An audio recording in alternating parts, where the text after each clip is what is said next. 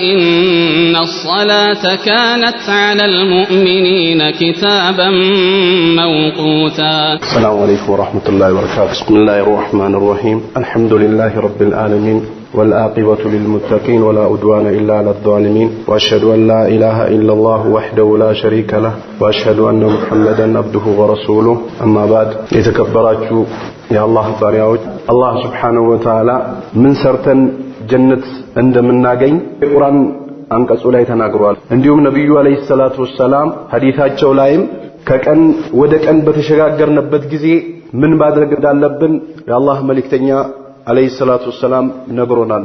ከነዚህ ስራዎች መካከል አንደኛው ትልቅ ቦታ ያለው ሰላት ነው። አላህ Subhanahu Wa Ta'ala ቁርአኑ ላይ إن الصلاة كانت على المؤمنين كتابا موقوتا إن الصلاة كانت على المؤمنين كتابا موقوتا ይቺ ሰላት በሙእሚኖች ላይ ግዴታ የተደረገች ሆነች ይላል አላህ Subhanahu Wa Ta'ala። ነብዩም አለይሂ ሰላቱ ወሰለም የቂያማ ቀን ከላ ኢላሃ ኢላላህ በኋላ የሰው ልጅ የመጀመሪያ ሂሳብ የሚደረገው ስለ ሰላት ነው አሉ ነብዩ አለይሂ ሰላቱ ወሰለም። ሰላቱ ከተስተካከለች ነጃ ይወጣል አሉ ነብዩ አለይሂ ሰላቱ ወሰለም። አላህም ቁርአን የሰገደ ሰው የሰላት ምስጢር የገባው ሰው ሰላት እንዴት መስገድ እንዳለበት ያወቀ ሰው ሙንከር ከሆነ ነገር ተከለክለዋለች ይላል አላህ Subhanahu Wa Ta'ala። ሰላት ላይ የሚዘናጉትና ሰላት ላይ የሚቀልዱት ሙናፊቆች እንደሆኑ ነብዩ አለይሂ ሰላቱ ወሰለም ተናግረዋል።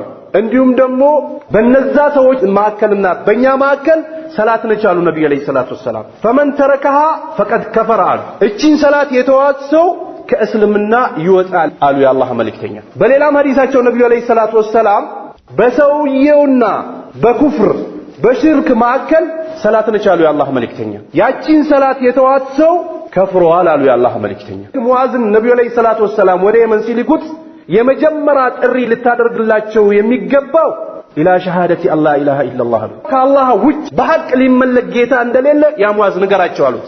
ፈኢን አጃቡከ ሊዛሊክ አሉት ነብዩ አለይሂ ሰላቱ ወሰለም። ይህንን እሺ ብሎ ከተቀበሉ ሰላትን እንዲሰግዱ ንገራቸው አሉት የአላህ መልእክተኛ። ሰላት የማይሰግድ ሰው እስልምና ክልል ውስጥ ሊገባ አይችልም። ከእምነት በኋላ በየጊዜው ሊሰራ የሚችል ነገር ቢኖር ሰላት ነው። ሐጅ የሰው ልጅ ገንዘብ ሲኖረውና ወደ ሐጅ ሊሄድበት የሚችል ደረጃ ሲደርስ ነው ግዴታ የሚሆንበት። ዘካም ገንዘብ ኑሮት ያ ገንዘቡ ከወጪው ካለፈ ነው ግዴታ የሚሆንበት። ሰላት ግን በነፍስ ወከፍ በእያንዳንዱ ሰው ግዴታ የሆነች ኢባዳ ነች። ቅሮት የሌላት ሰላትን መተው ከእስልምና ያስወጣል ብሎ ነው የአላህ መልእክተኛ ያስቀመጡት። ሰላትን ቀጥ አድርጎ በመስገድ አደራችሁን ይሉ ነበር ነብዩ አለይሂ ሰላቱ ወሰለም። የኔ የአይን ማረፋዬም ሰላት ላይ ተደረገች አሉ የአላህ መልእክተኛ። ለብላልም የአላህ መልእክተኛ ምን ይሉት ነበር?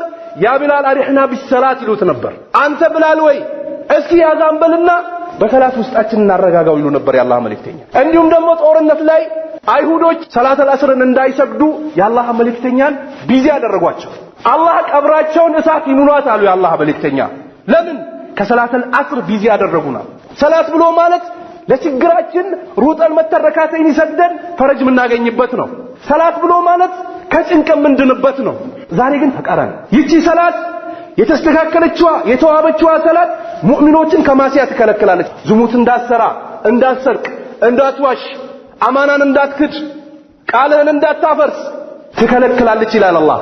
ዛሬ ግን እኛ ሰላት ላይ እንቆመን የምናስበው ሱቃችን፣ ሰላት ላይ ስንቆም ነው የረሳነው ነገር ትዝ የሚለን። ሰላት ላይ ቆመን ነው ሞባይላችን እንዲህ የምንጎረጉረው።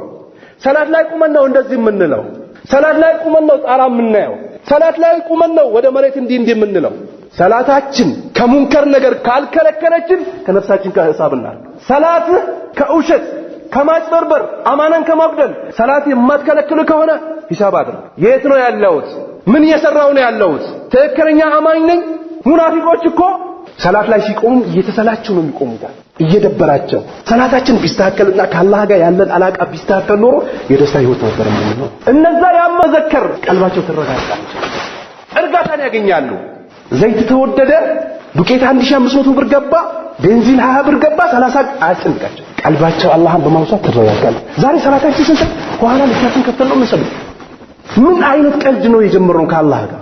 ምን አይነት ድፍረት ነው? ከሰላት አንደኛው አርካኑ አካልን መሸፈር እኮ ፋሽን ነው ተብሎ ዛሬ አንድ ካስ ተጫዋች አንድ የፈረንጅ ሱና የሚከተል ሰው ሱሪውን አውርዶ ታች እንደዚህ ሲያረጋ አይተህ አንተ ማርገ መስጊድ ትገባለህ? አላህን አትፈራም? አማኞችን ነዛ ታደርጋለህ? ሰላት ላይ ትቀልዳለህ? ጊዜ ላይ ትቀልዳለህ? የቂያማ ቀን የመጀመሪያ ሂሳብ የሚደረገው ሰላት ነው አሉ የአላህ መልእክተኛ። ሰላቱ ነጃ ያወጣችው ሰው ነጃ ወጥቷል፣ ከዛ በኋላ ያለው ቀላል ነው አሉ። ሰላቱ ግን ሂሳብ ውስጥ የገባች ከሆነ ከዛ በኋላ ያለው ነገር ያስፈራል አሉ የአላህ መልእክተኛ። አዝጊ ነው አሉ። ሰላት ላይ ቀልድ የለም። ነብዩ አለይሂ ሰላቱ ወሰላም አይሻ ያ ረሱላህ አለይሂ ሰላቱ ወሰላም ያለፈውንም የሚመጣውንም ወንጀል ምርህ የለ ብሎሃል፣ ለምንድነው እንደዚህ የምትቸገረው እግር እስኪሰነጠቅ ድረስ? ያ አይሻ አሏት ነብዩ አለይሂ ሰላቱ ወሰላም አፈላ ኡሂቡ አን አኩነ አብደን ሸኩራ፣ አላህ ዘንድ ተመዝጋኝ ባሪያ መሆን አልፈልግም እንዴ አይሻ አሏት። ወንጀልህን ምሬሃለሁ አብሽር የተባሉት ነብይ አስብ ሌሊት ያ ረቢ ይሉ ነበር። ዛሬኛ ፈርድ ላይ ነው የምንቀልደው። ሱና ላይ ነብዩ አለይሂ ሰላቱ ወሰላም እግራቸው እስኪሰነጠቅ ድረስ ይቆሙ ነበር። ሰላት ሰላት ሰላት ሰላት ይሉ ነበር የአላህ መልእክተኛ። ሰሃቦችም እንዲህ ነበር ሲታገሉ የነበሩት። ዛሬ ሰላት ላይ እንቀልዳለን እኛ። فويل للمصلين الذين هم عن صلاتهم ساهون ሰላታቸው ላይ ለሚቀልዱ ሰዎች ወዮላቸው፣ ወይል የተባለ ጀሃነም ተዘጋጅቷል። ይገባሉ እኮ ነው የሚለው አላህ ሱብሓነሁ። ይነዷታል፣ ይገባሉ፣ ቀኑም ይደርሳል። إنهم يرونه بعيدا ونراه قريبا ቂያማ ሲባል ሂሳብ ሲባል አላህ ዘንድ ሲባል ቀብር ሲባል የሩቅ ነገር ሲነገር ሩቅ አድርጎ ያዩታል፣ ቅርብ ነች አለ አላህ ሱብሓነሁ ወተዓላ። ሰላት አጥብቀን እንስገድ። ሰላት የሙእሚኖች መሳሪያ ነች። ሰላት ነጃ የምንወጣበት ነው። ሰላታችን ከተበላሸ ደግሞ አኺራችን ይበላሻል። ሰላታችን ከተስተካከለ ደግሞ አኺራችን ዱንያችን ይስተካከላል። ሲቀለድ እኮ ነው ያደግነው እኛ። ሰላት ስገድ ሲባል ቆይ ሞቅ ይበል ይብሰል እየተባልን እንዲያደግነው እኛ። ሰላት ሰላት በማለት ታዲያ በመስገድ አይደለም እየተባልን ነው ያደግነው። ነብዩ ሰላት እያሉ ዛሬ ለጫት ተብሎ ተውቀት በል ሀድራ ነው ሼኾች መካከል ድምፅን ከፍ አታርግ አትጩ እነሱ ያውቃሉ ስለ ሰላት እየተባለ ኑር ሲሄድ ነው የሚሰግዱልን ይላሉ ሲቀልዱ ሲያሾፉ ተመልከት። የአላህ መልእክተኛ ያላሉት አርሺ ነው የምንሰግደው ይላሉ። እኛ የቂን ገብቶናል ይላሉ። ይሄ ፋሲል ለቂን ይባለው ወጥቶ ሳዲቅ ለቂን ቀልባችን ላይ ስለገባ ሰላት አያስፈልግም ይላሉ። እኛ ጥግ ደርሰናል፣ በቃ ከአላህ ጋር ግንኙነታችን ቀጥታ ነው ይላሉ። ኦንላይን ከአላህ ጋር እንገናኛለን፣ ምንም አያስፈልግም። እንኳን ከአላህ ጋር ኦንላይን ይገናኝና እኮ መስጊድ ገብቶ መስጊድ አቅቶታል። አርሺ ላይ ሊሰግድ ይቀርና እኮ መስጊድ እየተሰገደ አይደለም፣ እንኳን አርሺ ላይ ሊሰግድ ይቀርና እኛንን እዚህ አካባቢ ያለነው ወንዶች ላ ማታ ይቃማል፣ ይጨሳል፣ ይደነሳል። ቴሌቪዥን ላይ አይናችን አጥናድራለን። ሱቢ ሲደርስ እንተኛለን። አረ ሰላት ሲገድ ሲባል አላህ እኮ ለሶስት ሰዎች ውዝር ሰጥቷቸው ይል እንዴ? ላበደ ሰው እስኪነቃ ድረስ፣ ለረሳ እስኪያስታውስ፣ ለተኛ እስኪነቃ ድረስ። እስከ ቂያማ ቀን ነው እንደሚተኛው። ወላሂ ሰላቱ ያልተስተካከለች ሰው ሀያቱ የተበላሸ ሰው፣ ሰላቱ ከመጥፎ ነገር ያልከለከለችው ሰው ሰላቱ ላይ ችግር አለ። ሰላት እየሰገደ የሚያጭበረብር፣ ሰላት እየሰገደ የሚዋሽ፣ ሰላት እየሰገደ አማናም የሚክድ፣ ሰላት እየሰገደ የአባት እናቱን ሐቅ ሀድም የሚያደርግ፣ ሰላት እየሰገደ የጎረቤትን ሐቅ የሚጥስ፣ ሰላት እየሰገደ ባሪው የማይስተካከል ሰላቱ ላይ ችግር አለ። ሰላት ከመጥፎ ነገር ትከለክላለች እያለ ነው አላህ። ዛሬ እኮ እኛ ነገ ቴሌቪዥን ላይ ጤፍ 1000 የነበረው 800 ብር ይገባል ሲባል ማሻአላህ በቃ ብር አዘጋጅ 3 ኩንታል ይገዛል ጠዋት ምናምን። ለምን? መንግስት ተናግሯል። የዓለማቱ ጌታ ሰላቱ የተስተካከለች ሰው ከሙንከር ነገር ትተዋለች ሲባል አምነን መቀበል አቃተን። ስለዚህ ሰላት ሰላት ሰላት ሰላት ሲባል ቦታ ልንሰጠው ይገባል። ሰላት ወሳኝ ነው። ለዚህም ነው ነብዩ አለይሂ ሰላቱ ወሰላም ቁም الليل إلا قليلا ቁም الليل አላቸው አላህ። ሌሊትን ቁም ኢላ ቀሊላ አላቸው፣ ትንሽ ሲቀር ቁም አላቸው፣ ስገድ። ነብዩ አለይሂ ሰላቱ ወሰላም አዩሃ الناس እናንተ የሰው ልጆች አጥኢሙ ጣም ምግብን አብሉ አሉ የአላህ መልእክተኛ። ወሲሉል አርሃም ዝምድናን ቀጥሉ። ወሰሉ ቢልለይሊ ወናሱ ኒያም ሌሊትም ተነስታችሁ ስገዱ። ተድኹሉ ጀነተ ረቢኩም ቢሰላም የጌታችን ጀነት ያለምንም ጭቅጭቅና ያለምንም ታብ ትገባላችሁ አሉ ነብዩ አለይሂ ሰላቱ ወሰላም። ስለዚህ ገፍላ የሚባለውን ነገር ልንቀንስ ይገባል። ነብዩ አለይሂ ሰላቱ ወሰላም ከኢሻ በኋላ ወሬ አይወዱም ነበር። ለምን? ተኝቶ ይነሳሉ። ያ አላህ ይሉታል። ያ አላህ ያ ረብ ከፊት ለፊት የሚጠብቀኝ ነገር የምታውቀው አንተ ነህ፣ አስተካክልልኝ ብሎ ይጠይቁታል አላህ መልእክተኛ። ስለዚህ ሰላት የሚባለው ነገር ወሳኝና አንገብጋቢ የሆነ ነገር ነው። እንዲሁም ደግሞ የሚሰገደው በየቦታው አይደለም። አላሁ አክበር አላሁ አክበር አላሁ ሰሚዑ ሰላም አለይኩም ላ የለም። ጦማኒና ግድ ይላል። መስጊድ በጀማ መስገድ። ነብዩ አለይሂ ሰላቱ ወሰላም ጥሪን የሰማ መጥቶ ጀማን ያልሰገደ ሰው ሰላት የለውም አሉ የአላህ መልእክተኛ። እንዲሁም ደግሞ አሰብኩኝ አሉ በሌላ ሐዲሳቸው የአላህ መልእክተኛ ኢቃም እንዲባልና ሰው አድርጌ ሰላት እንዲሰገድ እንጨት ይዞ ሰው ተከትሎኝ መስጊድ ያልመጡ ሰዎችን ቤታቸው ላነደው አሰብኩኝ አሉ። ነገር ግን ሴቶችና ህፃናቶች ቤት ውስጥ አሉ። ሰላተል ጀማ በመቅረት የሚታወቁት በንፍቅና የሚጠረጠሩ ሰዎች እንጂ ሙእሚኖች ከሰላተል ጀማ አይጠፉም ነበር። እነዛ ሙናፊቆች ሰላተል ጀማ ላይ ሰፈል አወል ላይ ያለውን ደረጃ ቢያውቁ ኖሮ በዳዴ ይመጽዋት ነበር አሉ የአላህ መልእክተኛ። እንዲሁም ደግሞ አይን የለኝም የአላህ መልእክተኛ ወደ መስጊድ የሚመራኝ ሰው የለም ፍቀድልኝ አላቸው። አዛን ትሰማለህ? አዎ። በል እኔ ከአላህ ዘንድ ሩክሳን አላገኝልህም ና አሉት የአላህ መልእክተኛ። ና ስገድ አሉት።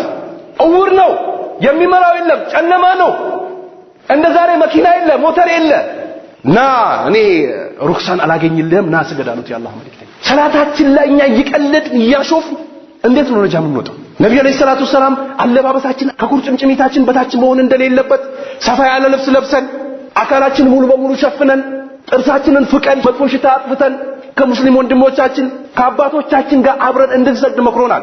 ከዚህ በኋላ ምንድነው የምንፈልግ? ሰላት የሚባለው ነገር እስልምና ላይ ከሸሃደተይን በኋላ አላህ ያስቀመጠው ነው። አርካኑል ኢስላም እየቀራን አይደለም? አርካኑል ኢማን እያነበብን አይደለም? ቁርአን እየቀራን እያራለን በየቦታው አቂሙ ሰላ ይላል። ሰላት ስገዱ፣ ሰላትን ቀጥ አድርጋችሁ አቅሙ እያለ ነው አላህ። ስለዚህ ልጆቻችንን እናስተምር፣ ምስቶቻችንን እናስተምር፣ እናቶቻችንን እንንገራቸው፣ አባቶቻችንን እንንገራቸው በሰላት እንዳይቀልዱ። ከኋላው ከፊት ያለውን እንስገድ። ሱና ሰላት እየተውነ በይነ ቁጥር ደግሞ ዋጅባንም ይወስድብሃል ከለታት አንድ ቀን። አላሁ አክበር አንድ ቀን ትጠፋብሃለች። አጠንክራት፣ ከፊትም ከኋላም በሱና አጠንክራት፣ በዝክር አጠንክራት። ከሙእሚኖች ጋር መስጊድ መጥተህ ስገድ፣ ቁርአንን አዳምጥ። ቤት ለሴት ነው ያሉት ነብዩ አለይሂ ሰላቱ ሰላም። ሱና ሰላት እንዲሰገድበት ነው ያዘዙት። ወንድ ልጅ መስጊድ ነው መስገድ ያለበት። ወንድ ልጅ ከአማኞች ጋር ነው መስገድ አለበት። መስጊድ ይቅርና ሰፈል አወል ለመግባት ቆሽቅድም አድርጎ አሉ ነብዩ አለይሂ ሰላቱ ሰላም። ቤት ውስጥ ከሚሰገድ ሰላትና መስጊድ ውስጥ ከሚሰገድ ሰላት በ25 ደረጃ ይበልጣል አሉ ነብዩ አለይሂ ሰላቱ ሰላም በአንድ ሐዲሳቸው። በሌላ ሐዲሳቸው ደግሞ በ27 ደረጃ ይበልጣል። ዛሬ እኮ መስጊድ ውስጥ ጤፍ ይሰጣል ቢባል መስጊድ መግባት እናገኝ ሰልፍ ነው። ከፈጅር በኋላ ሰላት ሳይሰግዱ የሚሄዱ ሰዎች አሉ። ምን ለመነገድ አዛን እየተባለ እየተሰገደ ቆይ ሰግዳለሁ ነፍስ እያሽወደ 1 ብር አለ 5 ብር ነጋዴ ዳ ቆይና ለአንተ ሽጬ እሄዳለሁ እንደገና ይመጣላሉ ና እሺ አምጣ አብሽር ምናምን እያለ አሰላሙ አለይኩም ሲባል ዘገን አላሁ አክበር አልብለው። ሰላት የሚሾፉበትና የምንቀልድበት አይደለም።